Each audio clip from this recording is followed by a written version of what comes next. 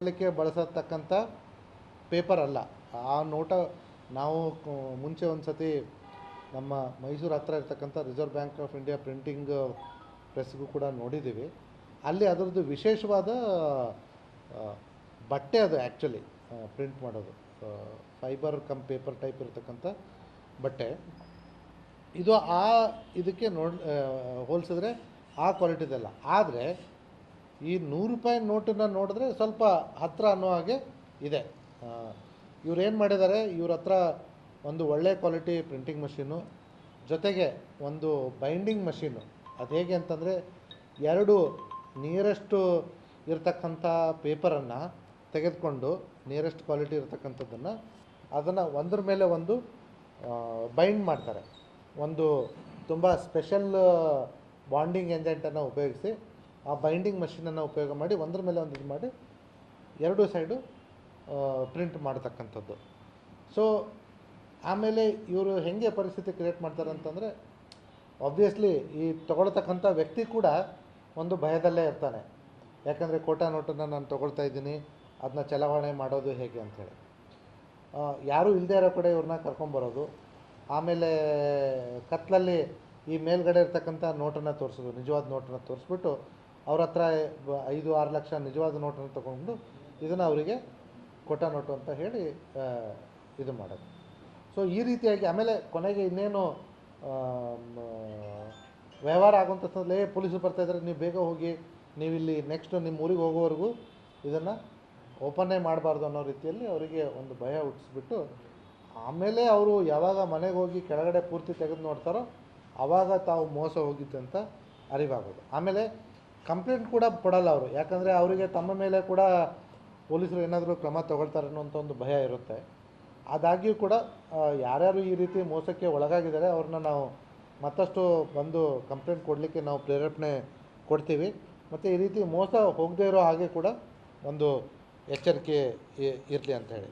ಈಗ ಇಲ್ಲಿವರೆಗೂ ಈ ಆರೋಪಿಗಳಿಂದ ನಾವು ಈ ಕೋಟಾ ನೋಟ್ ಪ್ರಿಂಟ್ ತೆಗೆಯಲು ಉಪಯೋಗಿಸಿರ್ತಕ್ಕಂಥ computer, printer, screening board, screen printing board, different colour high quality colour ಪ್ರಿಂಟಿಂಗ್ಗೆ ಬಳಸಿರ್ತಕ್ಕಂಥ ಪೇಂಟ್ಗಳು, ಇದ್ರ ಮೇಲೆ ನಮ್ಮದು RBIದು ಒಂದು ಬ್ಯಾಂಡ್ ಬರುತ್ತೆ. ಸೊ ಅದ್ರ ಬದಲಿಗೆ ಇವರು ಶೈನಿಂಗ್ದು ಸ್ಟಿಕ್ಕರ್ಸನ್ನು ಯೂಸ್ ಮಾಡಿದ್ದಾರೆ. ಆ ಸ್ಟಿಕ್ಕರ್ ಪ್ಯಾಕೆಟ್ಗಳು, ಆಮೇಲೆ ಈ ಪ್ರಿಂಟಿಂಗ್ ಆದಮೇಲೆ ಅದನ್ನು ಒಂದು ರೀತಿಯಿಂದ ಅದನ್ನು ನಿಯರೆಸ್ಟ್ ಕ್ವಾಲಿಟಿಗೆ ಬರಲಿಕ್ಕೆ ಡಿಕೋಟಿಂಗ್ ಪೌಡ್ರ್ ಅಂತ ಯೂಸ್ ಮಾಡ್ತಾರೆ. ಆ ಪೌಡರು, ಪ್ರಿಂಟಿಂಗ್ ಪೇಪರ್ಸು, ಒಂದು 6 ಮೊಬೈಲು, ಒಂದು ಬಿಳಿ ಬಣ್ಣದ ಸ್ವಿಫ್ಟ್ ಕಾರು, ಹೀಗೆ ಎಲ್ಲ ಪ್ರಕರಣಗಳನ್ನು ನಾವು ವಶಪಡಿಸ್ಕೊಂಡಿದ್ದೀವಿ. ಇಲ್ಲಿವರೆಗೂ 6 ಆರೋಪಿಗಳು ಇದ್ದಾರೆ ಅಂತ ಕಂಡುಬಂದಿದೆ. 5 ಆರೋಪಿಗಳನ್ನ ನಾವು ಬಂಧಿಸಿದ್ದೀವಿ. ಇನ್ನೂ ಹೆಚ್ಚಿನ ವಿಚಾರಣೆಯನ್ನು ನಡೆಸ್ತಾ ಇದ್ದೀವಿ. ಮತ್ತು ಮುಂದಿನ ದಿನಗಳಲ್ಲಿ ಬೇರೆಯವರು ಕೂಡ ಇದರಲ್ಲಿ ಇನ್ವಾಲ್ವ್ ಆಗಿರೋರನ್ನ ನಾವು ಅರೆಸ್ಟ್ ಮಾಡ್ತೀವಿ. ಇದರಲ್ಲಿ ಆರೋಪಿಗಳಾದಂಥ ಅನ್ವರ್ ಮೊಹಮ್ಮದ್ ಸಲೀಂ ಯಾದವಾಡ್, ಸುಮಾರು 26 ವರ್ಷ, ಅರ್ಬಾವಿ ಅವನು. ಸದ್ದಾಮ್ ಮೂಸಾ ಯಡಹಳ್ಳಿ 27 ವರ್ಷ, ಮಹಾಲಿಂಗ್ಪುರದವನು. ರವಿ ಚೆನ್ನಪ್ಪ ಹ್ಯಾಗಾಡಿ, ಇವನು ಕೂಡ ಮಹಾಲಿಂಗ್ಪುರ. ದುಡ್ಡಪ್ಪ ವಣಶಣ್ವಿ ಅಂತ ಹೇಳಿ ಮಹಾಲಿಂಗ್ಪುರ. ವಿಠಲ್ ಹಣಮಂತ್ ಹೊಸಕೋಟೆ ಅಂತ ಹೇಳಿ ಮಹಾಲಿಂಗ್ಪುರ ಬುದ್ನಿ ಅವನು.